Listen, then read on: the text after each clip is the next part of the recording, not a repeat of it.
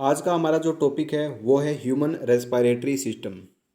आज की क्लास में हम ह्यूमन रेस्पिरेटरी सिस्टम के बारे में बिल्कुल डिटेल में डिस्कस करने वाले हैं।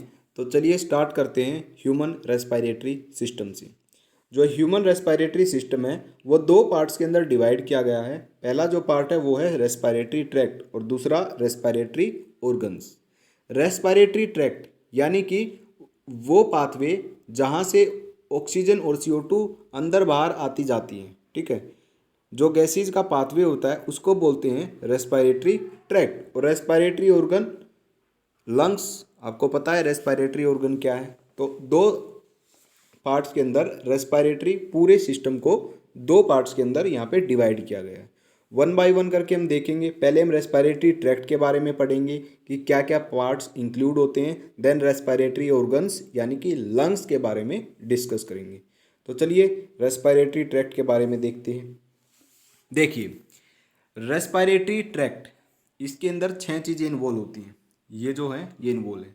सबसे पहला है nostrils, nasal chambers, nasal conchae, laryngopharynx, larynx, trachea यानी कि विंड पाइप। ओके, देखिए जो नोस्ट्रिल्स होते हैं ना, ये होते हैं नोज के जो ओपनिंग होती है ना उसको बोलते हैं नोस्ट्रिल्स। जो हमारी नोज की ओपनिंग है उसको बोलते हैं नोस्ट्रिल्स, नेजल चैम्बर। अब नोज के अंदर जो स्पेस होता है उसके अंदर उसको बोलते हैं नेजल चैम्बर्स, राइट। नेजल कोएने क्या है, लैरिंगोफेरिंग्स क्या है, लैरिंग्स क्या है, ट्रैकिया और विंड पाइप क्या है, ये आपको डायग्राम के अंदर समझ में आएगा। तो देखिए ये हमारी नोज है। ओके, नोज के अंदर देखिए ये नोस्ट्रिल है, ये भी नोस्ट्रिल है, यानी कि जो नोज की ओपनिंग है उसको बोलते हैं नोस्ट्रिल्स, ठीक है। और स्पेसिफिकली अगर बोलूँ तो इनको एक्सटर्नल नोस्ट्रिल्स बोलते हैं क्योंकि ये बाहर की साइड प्रेजेंट है। एक होते हैं इंटरनल नोस्ट्रिल्स जो अंदर प्रेजेंट होते हैं। आगे मैं डायग्राम के अंदर आपको मैं बताऊंगा। अब ये पूरा का पूरा जो स्पेस है इसको बोलते हैं नेजल चैम्बर। तो दो नेजल चैम्बर प्रेजेंट हैं, दोनों के दोनों एक सेप्टम के द्वारा डिवाइड किए जाते हैं जिसको बोलते हैं नेजल सेप्टम, राइट। तो ये था नेजल सेप्टम यानी कि नेजल चैम्बर के बारे में मैंने आपको बताया। अब देखिए लिखना कैसे है। Nostrils, these are one pair हैं, स्मॉल हैं, ओव्यूल हैं, aperture present and the lower end of the nose, nose के नीचे के जो हिस्सा है वहाँ पे प्रेजेंट होते हैं, and just about the mouth, और माउथ के ऊपर प्रेजेंट होते हैं। Okay, nasal chambers, these are a pair of large chambers enclosed in the natural capsule and present above the palate. These are separated by nasal septum. अब जो ये nasal chamber होते हैं ये क्या हैं, ये जो पैलेट होते हैं हमारे जब माउथ के अंदर, सॉफ्ट पैलेट और जो हार्ड पैलेट है, जो ऊपर की साइड का जो हिस्सा है जो हार्ड पैलेट है उसके जस्ट ऊपर प्रेजेंट होती हैं, ठीक है। और ये सेपरेट किए जाते हैं नेजल सेप्टम के द्वारा, जो कि मैंने आपको डायग्राम के अंदर बताया। नेजल चैम्बर को डिवाइड किया गया है 3 पार्ट्स के अंदर। अब वो 3 पार्ट्स कौन कौन से हैं। सबसे पहला जो पार्ट है वो आता है vestibular part, second respiratory zone, third olfactory zone, ठीक है। तो 3 पार्ट हैं, vestibular part, respiratory part, olfactory part. सबसे पहला जो पार्ट है ये देखिएगा वेस्टिबुलर पार्ट। इस पार्ट में केवल ये इतना पार्ट वेस्टिबुलर पार्ट होता है। इस पार्ट में केवल हेयर्स प्रेजेंट होते हैं जो कि डस्ट पार्टिकल को ट्रैप करते हैं, ठीक है। ये इसका काम है। नेक्स्ट है रेस्पिरेटरी जोन। इस पार्ट का काम होता है डस्ट पार्टिकल और पैथोजन को ट्रैप करना। अब इस पार्ट के अंदर क्या है, म्यूकस सेल प्रेजेंट होती है, सीलिया प्रेजेंट होते हैं। अब वो म्यूकस सेल म्यूकस सिक्रेट करती हैं और क्या होता है यहाँ पे डस्ट पार्टिकल और जो पैथोजन है वो ट्रैप हो जाते हैं, ठीक है। तो इसका ये काम होता है। ओल्फैक्टरी जोन, ओल्फैक्टरी जोन के अंदर ना 3 टाइप की सेल प्रेजेंट होती है, स्पॉटिंग सेल, बाउमेन सेल और रिसेप्टर सेल। इनका जो क्या काम है तीनों सेल का अलग अलग, वो कोई ज़रूरत नहीं है याद करने की। सिर्फ आपको ये याद रखना है कि ओल्फैक्टरी जोन का काम है कि स्मेल अच्छी स्मेल है या बुरी स्मेल है, किस टाइप की स्मेल है, उसको आइडेंटिफाई करता है हमारा ओल्फैक्टरी जोन। ठीक है, ये इसका काम होता है। अब देखिए, अब एक चीज़ देखिए, नेजल क्वेनी, जिसको हम नेजल टर्बिनाइल्स भी बोल देते हैं। ठीक है, यहाँ पे ना 3 नेजल क्वेने होते हैं, सुपीरियर, मीडियल और इन्फीरियर। देखिए ये इस टाइप के जो आपको दिख रहे हैं, these are the nasal conchae. Okay, जो ये हैं these are the nasal conchae. अब हवा जैसे ही हम एयर जैसे हम इनहेल करते हैं तो एयर यहाँ से आती आती आती आती क्या होती है, इन नेजल क्वेने के अंदर टर्बाइन करने लगती है, घूमने लगती है। ठीक है, अब जैसे हवा का जो टेम्परेचर है वो कैसा भी है, या तो ठंडी हवा हमने इनहेल की है या गर्म हवा। अब क्या होता है कि कैसी भी हवा हो, उसका जो टेम्परेचर है वो बॉडी टेम्परेचर के इक्वल पहुंच जाता है ऑटोमेटिकली इन नेजल क्वेने की मदद से। ठीक है, तो इन नेजल क्वेने का काम क्या होता है कि जो एयर है उसका जो टेम्परेचर है उसको रेज करना equal to the body temperature. तो this is the main function of nasal conchae. Right, आपको शायद आपको समझ में आया होगा। ठीक है, इंटरनल नोस्ट्रिल्स, ये इंटरनल नोस्ट्रिल्स होते हैं, यानी कि जो इंटरनली जो ओपनिंग होती है नोज की उसको बोलते हैं इंटरनल नोस्ट्रिल्स। ठीक है, अब देखिए क्या लिखना है, vestibular part, the broad portion which carries hair, जिसके अंदर हेयर प्रेजेंट होते हैं। It helps in trapping the dust particle, ये डस्ट पार्टिकल को ट्रैप करने का काम करते हैं। Respiratory zone, mucus cell secrete mucus in this zone. Cilia and mucus help in trapping dust particle and pathogens. अब जो म्यूकस सेल है वो म्यूकस सीक्रेट करती हैं और डस्ट पार्टिकल और पैथोजन को ट्रैप करने का काम करती हैं। राइट, अब आगे, mucus also adds moisture to the air and make it humid. अब जो म्यूकस सेल है वो म्यूकस सीक्रेट करती है। अब म्यूकस जो होता है वो कुछ थोड़ा सा मॉइस्चर ऐड कर देता है एयर में ताकि वो ह्यूमिड हो जाती है। ठीक है, तो ये इसका काम है। ओल्फैक्टरी पार्ट ओल्फैक्टरी एपिथेलियम के द्वारा लाइंड होता है और इसके अंदर 3 टाइप की सेल होती हैं, बाउमेन, रिसेप्टर और स्पोर्टिंग। और जो ओल्फैक्टरी पार्ट है उसका काम होता है स्मेल को आइडेंटिफाई करना कि कैसी स्मेल है। राइट, तो ये ओल्फैक्टरी पार्ट का काम होता है। नेजल क्वेने, इसके बारे में भी मैंने आपको समझाया कि there are 3 nasal tribunals. Nasal conchae को नेजल ट्रिब्यूनल्स भी बोल देते हैं। Upon dorsal side of nasal cavity. ठीक है, डोर्सली प्रेजेंट होते हैं, यानी कि थोड़ा सा पीछे की तरफ प्रेजेंट होते हैं। डोर्सल और वेंट्रल साइड शायद आपको पता होगा क्या होती है। Okay, they help in turbining the air, ये एयर को टर्बाइन करते हैं, यानी कि एयर इनमें से घूमती है। And raise its temperature equal to the body temperature, और जो एयर का जो टेम्परेचर है उसको रेज करके बॉडी टेम्परेचर के इक्वल में ले आते हैं। तो ये नेजल क्वेने का काम होता है। अब लैरिंगोफेरिंग्स क्या है, देखिए, लैरिंगोफेरिंग्स वो फेरिंग्स जो लैरिंग्स से जस्ट थोड़ा सा ऊपर प्रेजेंट होता है। It is lower part of pharynx and has a slit like aperture called glottis. Okay, which can be close by a leaf like bilobed cartilage epiglottis. जो ग्लोटिस है वो एपिग्लोटिस के द्वारा क्या कर दिया जाता है, कवर कर दिया जाता है during the swallowing of food. जैसे ही हमने फूड निगलते हैं तो क्या होता है, जो ग्लोटिस होता है ना, ग्लोटिस एक छोटा सा एपरेचर होता है। ठीक है, अब कहाँ प्रेजेंट होता है वो मैं आपको जस्ट थोड़ी देर में बताने वाला हूँ।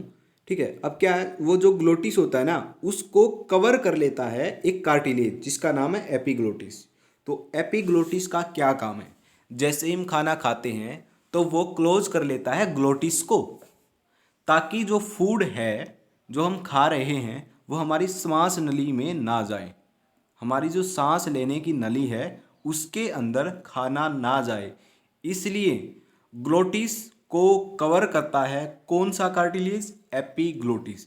कैसे कवर करता है, मैं एक आपको छोटी सी वीडियो दिखाता हूँ। ठीक है, उसमें आप समझेंगे, उसमें आपको ध्यान से देखना है तो आपको पता लग जाएगा फूड पार्टिकल आ रहा होता है और वो कैसे एपिग्लोटिस को कवर करता है। तो देखिए ध्यान से देखिएगा। अब देखिएगा फूड, ये फूड आया ब्लू कलर का दिखाया गया है। जैसे ये एपिग्लोटिस को क्लोज किया, नीचे लैरिंग्स लिखा है, देन ट्रैकिया और ये ईसियोफेगस, और ईसियोफेगस में से ये फिर स्टमक में चला जाएगा। ठीक है, और जो ये हमारी श्वास की नली है, ये जो आपको दिख रही है, इसको कवर कर लिया ना। ये है, देखो ये आपको दिख रहा था, ये दिस इज द एपिग्लोटिस। आप वीडियो को थोड़ा सा 20 सेकंड पीछे ले जाके दोबारा से आप देखिए किस तरीके से ये वीडियो दिखाई है। बड़े ध्यान से देखिएगा, आपको समझ में आ जाएगा। ठीक है, तो नेक्स्ट बात करते हैं लैरिंग्स की। लैरिंग्स यानी कि वॉइस बॉक्स, जिसे हम बोल पाते हैं। इसका दूसरा और नाम क्या है, इसको एडम्स एप्पल भी बोलते हैं। ये स्मॉल होता है, थीन वॉल का बना हुआ होता है और नेक के अंदर प्रेजेंट होता है। अब ये कोलेप्स ना है, यानी कि ये पिचक ना जाए, इसलिए ना ये 4 कार्टिलेज के द्वारा सपोर्ट होता है। इसके अंदर 4 कार्टिलेज होते हैं ताकि ये कोलेप्स ना हो जाए। तो to prevent its collapsing it is supported by 4 cartilages. अब वोकल कॉर्ड की बात करते हैं। ठीक है, there are 2 pairs of vocal cord. यहाँ पे 2 पेयर होते हैं वोकल कॉर्ड के, which form lateral wall of larynx. जो वॉइस बॉक्स होता है उसकी जो लेटरल वॉल है उसको बनाते हैं। मेल जो वोकल कॉर्ड है उसकी पिच लो है और जो फीमेल वोकल कॉर्ड है उसकी पिच हाई है। हाई पिच की वॉइस फीमेल के अंदर है और लो पिच की वॉइस मेल के अंदर है। ठीक है, इसलिए जो फीमेल की जो आवाज़ है थोड़ी सी पैनी पैनी आवाज़ होती है, पिच के कारण होती है, क्योंकि इनकी पिच है वो हाई होती है। ओके, और जो मेल वोकल कॉर्ड है वो थिक होता है और लॉन्ग होता है, और जो फीमेल का है वो थीन होता है और क्या होता है, शॉर्ट होता है।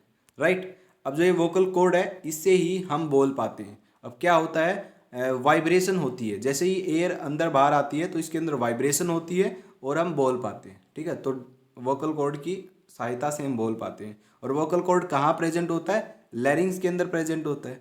ये लेटरल वॉल को बनाता है लैरिंग्स की। Right, get it. Trachea, wind pipe जिसको बोलते हैं, ट्रैकिया यानी कि विंड पाइप जिसको बोलते हैं। अब विंड पाइप के अंदर देखिए ऐसे होती है विंड पाइप, ऐसे। अब इसके अंदर ना रिंग लगी हुई होती है। ठीक है, रिंग ना यहाँ से स्टार्ट होके केवल यहाँ तक रह जाती है। ये केवल यहाँ से स्टार्ट होके यहाँ तक ही रह जाती है, पीछे की साइड नहीं है। मतलब ये पूरी कंप्लीट ऐसे पूरी, ये ऐसे पूरी कंप्लीट रिंग नहीं है, ये केवल यहाँ से शुरू होके यहाँ पे रह जाती है।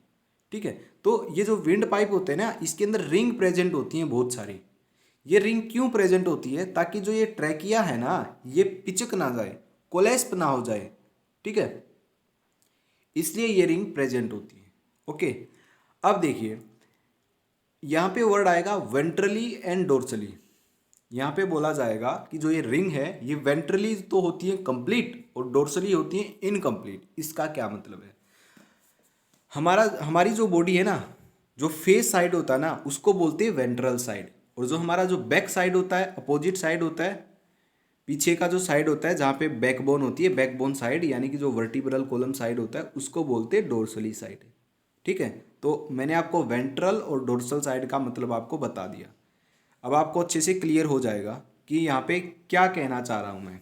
लेंथ देखिए 10 से 12 सेंटीमीटर है, डायमीटर 2 से 2.5 सेंटीमीटर है। एंटीरियर जो ओपनिंग होती है फेरिंग्स की वो ग्लोटिस के अंदर है, supported by C shaped hyaline cartilage ring. जो ये रिंग है ये भी कार्टिलेज की बनी हुई होती है। कौन सा कार्टिलेज, हाइलिन कार्टिलेज, और ये सी शेप की होती है। ठीक है, कंप्लीट होती है वेंट्रली और इनकम्प्लीट होती है डोर्सली।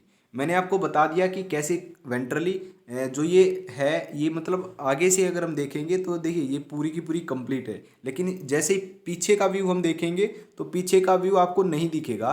मतलब दिखेगा, पीछे का जो व्यू दिखेगा उसमें क्या है, रिंग आपको नहीं दिखेगी क्योंकि वो है ही नहीं पीछे की साइड, डोर्सली साइड है ही नहीं, तो ये जस्ट आगे की तरफ प्रेजेंट होती है। राइट, अगर आप अपने जो गले पे अगर आप हाथ रख के थोड़ा सा फील करने की कोशिश करोगे तो आपको दिखेगी ये रिंग्स, आपको थोड़ा सा फील भी होंगी। Right, these tracheal ring prevent collapsing of trachea. तो जो ट्रैकिया है वो कोलेस्प ना हो जाए, इसके लिए रिंग प्रेजेंट होती है। Internally lined by ciliated pseudo stratified epithelium, tall cell where cilia and short cell secrete mucus. इसके अंदर 2 टाइप की सेल होती है। हमारा जो ट्रैकिया है, हमारी जो विंड पाइप है, इसके अंदर 2 सेल होती है। एक टाल सेल होती है जिसके अंदर सीरिया प्रेजेंट होता है। ठीक है, और दूसरी है शॉर्ट सेल जिसके अंदर म्यूकस सीक्रेट करता है। जो अब जो म्यूकस सीक्रेट करता है उसका काम क्या होता है, सॉरी, जो म्यूकस है उसका होता है पैथोजन और डस्ट पार्टिकल को ट्रैप करना। ठीक है, अब जो ट्रैप कर लेगा ना म्यूकस, अब क्या होगा, वो म्यूकस गले में तो नहीं रहेगा। अब क्या होगा, जो सीलिया है उसको ऊपर की तरफ क्या करेंगे, मूव करेंगे। ठीक है, देखिए हमारा जो ट्रैकिया है यहाँ पे प्रेजेंट है, सेल प्रेजेंट है, यहाँ पे म्यूकस है। ठीक है, ये म्यूकस ने क्या कर लिया, डस्ट पार्टिकल और पैथोजन को ट्रैप कर लिया। अब ये धीरे धीरे धीरे धीरे ऊपर की साइड यहाँ तक आ जाएगा और फिर हम इसको बाहर निकाल देंगे। ठीक है, तो सीलिया का काम होता है मूवमेंट करना, म्यूकस म्यूकस की मूवमेंट करना ऊपर की साइड। ओके, तो ये हमारा काम होता है। तो देखिए, mucus trap dust particle and cilia move them towards the respiratory tract. तो ये काम होता है ट्रैकिया के अंदर। ओके, नेक्स्ट आप देखिए क्या कहता है। एक कंडीशन है डाइस्प्लेसिया या फिर स्मोकर कफ जिसको बोलते हैं। जो सीलिया होता है ना, जो अभी मैंने आपको बताया, उसकी मूवमेंट लेस हो जाती है क्योंकि स्मोकिंग की वजह से सीलिया की मूवमेंट लेस हो जाती है। इस कंडीशन को स्मोकर कफ बोलते हैं। एप्लेसिया, इस कंडीशन के अंदर कोई मूवमेंट नहीं होती सीलिया की, क्योंकि बहुत ज़्यादा स्मोकिंग कर लेते हैं बहुत सारे लोग, तो इस वजह से सफोकेशन फील होने लगती है, थोड़ा सा घुटन सी होने लगती है। तो इस कंडीशन को एप्लेसिया बोलते हैं। No movement of cilia due to excessive smoking results in suffocation. Right, अब जो ट्रैकिया हमारा जो होता है ना, जो ये विंड पाइप होती है, ये देखिए, ये जो विंड पाइप होती है, ये डिवाइड करती है fifth at the level of fifth thoracic vertebrae to the primary bronchi. अब ये फिफ्थ थोरेसिक वर्टिब्री क्या है, जो हमारा जो बैकबोन है, यानी कि जो हमारी वर्टिब्रल कॉलम है ना, उसके अंदर वर्टिब्री प्रेजेंट होती है, वहाँ पे कुछ ना कुछ नाम होता है। जो थोरेसिक वर्टिब्री होती है ना, और जो फिफ्थ होती है, फिफ्थ पोजीशन की जो थोरेसिक वर्टिब्री है, उसी के लेवल पे ट्रैकिया डिवाइड करता है प्राइमरी और सेकेंडरी ब्रोंकियाई के अंदर। राइट, तो ये था ट्रैकिया डिवाइड करता है at the fifth level of thoracic vertebrae. Right, अब ब्रोंकियल ट्री क्या है, जो ट्रैकिया प्राइमरी ब्रोंकियाई में, प्राइमरी से फिर सेकेंडरी ब्रोंकियाई से जो ब्रांच निकलती है वो थर्ड ब्रोंकियाई, फिर उसे इनिशियल ब्रोंक्यूल, फिर टर्मिनल ब्रोंक्यूल, फिर एलियोलर डक्ट, फिर एलियोलर सैक। अब देखिए क्या ये डायग्राम के अंदर बताता हूँ। देखिए, प्राइमरी से जो ब्रांच निकली सेकेंडरी से फिर टर्सरी, फिर इनिशियल ब्रोंक्यूल, फिर इनिशियल ब्रोंक्यूल से जो ब्रांच निकली उसको टर्मिनल ब्रोंक्यूल बोलते हैं। फिर आगे टर्मिनल ब्रोंक्यूल के साथ एलियोलर सैक जुड़ा हुआ होता है। ठीक है, और एलियोलर सैक है वो एलियोलर डक्ट के द्वारा जुड़ा हुआ होता है। ये जो डक्ट है ना, ये देख रहे हो, ये इसके साथ जुड़ा हुआ होता है। राइट, आपको पता चल गया ना कि एलियोलर सैक क्या, एलियोलर डक्ट क्या है। एलियोलर डक्ट और एलियोलर सैक दोनों मिलके एलियोलाई बनाते हैं, दोनों को मिलके एलियोलाई बोला जाता है। ठीक है, एलियोलर सैक को खाली एलियोलाई नहीं बोला जाता है। तो कोई भी आपसे पूछे कि एलियोलाई किसको बोलते हैं, एलियोलर डक्ट और एलियोलर सैक दोनों को मिला के हम एलियोलाई बोलते हैं। और ये एलियोलाई क्या होती है, ये होती है site of exchange of respiratory gases, main site of exchange of respiratory gases. यहीं से जो ऑक्सीजन और CO2 है उसका एक्सचेंज होता है, यहीं से होता है। देखिए, जिसको भी प्रॉब्लम होती है ना, क्या होता है वो, जिसको भी थोड़ा दमे की प्रॉब्लम होती है, सांस लेने में तकलीफ होती है, तो क्या है वो स्प्रे करते हैं अपने माउथ में। वो स्प्रे का काम क्या होता है पता है, जैसे ये हमारा एलियोलर सैक है, ये एलियोलर डक्ट है, ये जुड़ा हुआ होता है। अब यहाँ पे क्या होता है, इसके अंदर क्या होता है, ऑक्सीजन और CO2 का क्या होता है, एक्सचेंज होता है। अब क्या होता है कि किसी न किसी कंडीशन की वजह से इसका जो साइज है ना वो घट जाता है। अब साइज घट जाएगा तो सांस लेने में तकलीफ होगी। अब फिर क्या करते हैं, जिसको सांस लेने में तकलीफ होती है ना, वो क्या है, स्प्रे अपने जो माउथ के अंदर है स्प्रे डालता है। ठीक है, वो स्प्रे क्या काम करता है, वो स्प्रे तुरंत एब्जॉर्ब कर लिया जाता है, मतलब तुरंत, जैसे भी उसका मैकेनिज्म ऑफ एक्शन होता है, तो वो क्या करता है, इसके जो साइज है उसको इंक्रीज कर देता है। तो एकदम से जैसे ही स्प्रे डाला वैसे ही इसका साइज इंक्रीज हो जाता है, मतलब ये बहुत ही फास्ट एक्शन होता है, जल्दी, बहुत जल्दी। तो फिर वो जो सांस लेने की तकलीफ है वो थोड़ी सी कम हो जाती है, मतलब फिर सांस है वो अच्छे से आने लगती है। ठीक है, तो ये थोड़ा सा मैंने आपको प्लस पॉइंट बताया है, ये थोड़ा सा ज़्यादा बता दिया पॉइंट, कोई काम का तो नहीं है बट फिर भी ऐसे ही जनरली आपको बताया। रेस्पिरेटरी ऑर्गन यानी कि लंग्स के बारे में हम आपको देखेंगे। देखिए, हमारे जो लंग्स हैं जिसको हम फेफड़े बोलते हैं वो दो होते हैं, एक राइट साइड प्रेजेंट है, एक लेफ्ट साइड प्रेजेंट है। अब देखिए, जो हमारे जो फेफड़े होते हैं उनका काम क्या होता है, उनका काम क्या है, रेस्पिरेशन में मदद करते हैं वो। ठीक है, अब ध्यान से सुनिएगा मेरी बात। वेंट्रल साइड और डोर्सल साइड मैंने आपको बताया। जो फेस साइड है वो वेंट्रल साइड है, जो बैकबोन साइड है वो है डोर्सल साइड। अब देखिए, वेंट्रल साइड ना एक बोन प्रेजेंट होती है जिसका नाम है स्टर्नम। जिसका नाम क्या है, स्टर्नम। एक बोन प्रेजेंट होती है। ये जो स्टर्नम बोन है ना, देखिए ये जो स्टर्नम बोन है इसके साथ ये क्या है, what is this, these are the ribs. ये जो रिब्स है ये प्रेजेंट होती है, जिसको हम हिंदी में पसलियाँ बोलते हैं। ये जुड़ी हुई होती हैं एक सिंगल बोन के साथ ना, रिब्स जो होती हैं वो जुड़ी हुई होती हैं। ठीक है, जैसे ये रिब प्रेजेंट है, फिर दूसरी रिब प्रेजेंट है, फिर तीसरी rib, 12 pair of ribs present होती है स्टर्नम के साथ। तो जो लंग्स होता है ना वो आगे से तो प्रोटेक्ट होता है हमारी स्टर्नम के द्वारा। ओके, पीछे की साइड वर्टिब्रल कॉलम होती है उससे प्रोटेक्ट होता है। ठीक है, पीछे की साइड उससे प्रोजेक्ट होता है, सॉरी प्रोटेक्ट होता है। और जो लेटरल साइड है वो रिब से प्रोटेक्ट होता है। तो हमारा जो लंग्स है वो चारों तरफ से प्रोटेक्ट होता है किसी न किसी चीज़ से। और जो नीचे की साइड है वो डायाफ्रागम से प्रोटेक्ट होता है, नीचे की साइड डायाफ्रागम होता है। ठीक है, तो चारों तरफ से हमारा जो लंग्स है वो प्रोटेक्ट होता है। ठीक है, अब देखिएगा, शायद आपको समय अच्छे से आ गया होगा। Lungs are present in the thoracic cavity which is enclosed by sternum upon ventral side। आगे की साइड से sternum प्रोटेक्ट करती है। Vertebral column upon dorsal side, पीछे की साइड वो वर्टिब्रल कॉलम से प्रोटेक्ट होता है। Ribs forming lateral wall and diaphragm posterior covering. Diaphragm posterior cover करता है उसको पोस्टीरियरली, और जो रिब्स है वो लेटरल वॉल बनाती है, मतलब लेटरल प्रोटेक्ट करती है उसको, लंग्स को। ठीक है, lungs are externally covered by 2 pleura membrane. अब जो लंग्स होता है ना उसके ऊपर 2 मेम्ब्रेन होती है, एक होती है आउटर, एक होती है इनर। आउटर को बोलते हैं पैराइटल प्लूरा और इनर को बोलते हैं विसरल प्लूरा। अब इन दोनों मेम्ब्रेन के बीच में क्या है, एक फ्लूइड प्रेजेंट होता है जिसको बोलते हैं pleural fluid.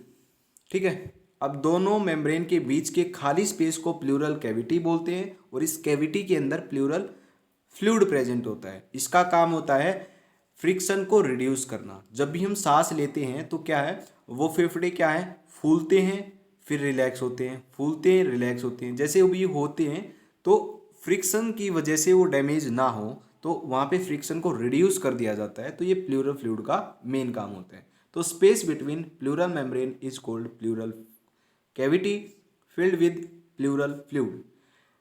Plural fluid prevent friction between pleural during the expansion of lungs. तो ये किसको प्रोटेक्ट करती है, लंग्स को प्रोटेक्ट किया जाता है, फ्रिक्शन यहाँ पे रिड्यूस कर दिया जाता है।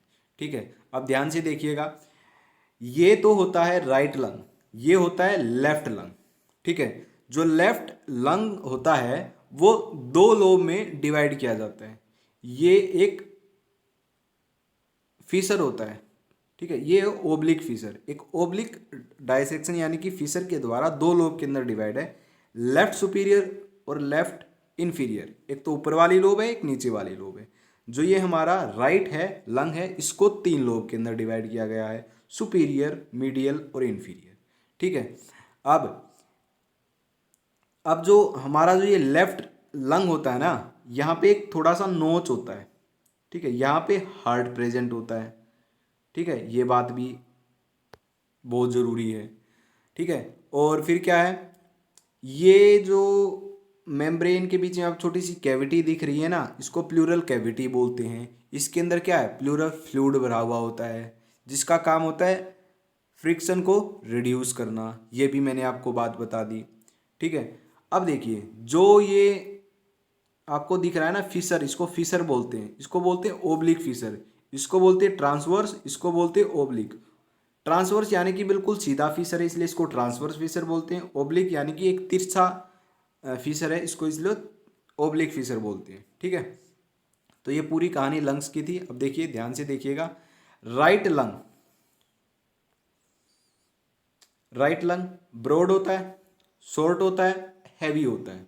ठीक है, ये ब्रॉड, शॉर्ट और हैवी क्यों कहा गया as compare to left lung? तो जो लेफ्ट लंग होता है उसके मुकाबले ये ब्रॉड होता है, शॉर्ट होता है और हैवी होता है।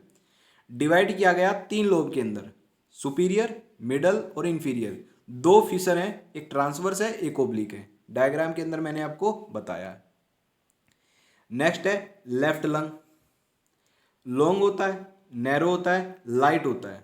ठीक है, तो दोनों लंग्स में से कौन सा लाइट है, कौन सा हैवी है? लेफ्ट लंग तो क्या है, लाइट होता है, और जो राइट है वो हैवी होता है। ये 2 लोब के अंदर डिवाइड किया गया है, सुपीरियर एंड इंफीरियर। एक ओब्लिक फीसर के द्वारा सुपीरियर और इंफीरियर में 2 लोब्स के अंदर डिवाइड किया गया है। तो यहाँ पे ना एक बहुत ही इंपॉर्टेंट क्वेश्चन है कि लेफ्ट लंग कितनी लोब के अंदर डिवाइड किया गया और राइट कितनी लोब के अंदर? राइट को 3 के अंदर और लेफ्ट को 2 लोब के अंदर। ये बहुत ही जरूरी है, याद रखना, बहुत ही काम की इंफॉर्मेशन है। ठीक है, इट हैज ए कार्डिक नोच। यहाँ पे कार्डिक नोच होती है टुवर्ड्स इनर साइड, मतलब अंदर की साइड, लंग्स के अंदर की side, into which heart apex is fit, जहाँ पे जो हार्ट का अपेक्स है यानी कि जो हार्ट है वो फिट होता है। ये भी मैंने आपको डायग्राम के अंदर बता दिया है। तो ये था आज का हमारा topic, respiratory system, human respiratory system, जो कि आज की क्लास में हमने क्या कर लिया है, बिल्कुल ख़त्म कर लिया है। अब आपको इसके नोट्स चाहिए तो आपको क्या करना है, डिस्क्रिप्शन में आपको एक लिंक दिया मिलेगा, उस पर आप क्लिक कीजिए। आपको ये जितने भी नोट्स मैंने आपको दिखाए हैं, जो भी अभी ये जितनी भी स्लाइड दिखाई हैं, ये आपको एक वेबसाइट पे मिल जाएंगे बिल्कुल अच्छे तरीके से। वहाँ पे आप देखिए, पढ़िए और अच्छे से एग्ज़ाम्स के अंदर नंबर लेके आइए।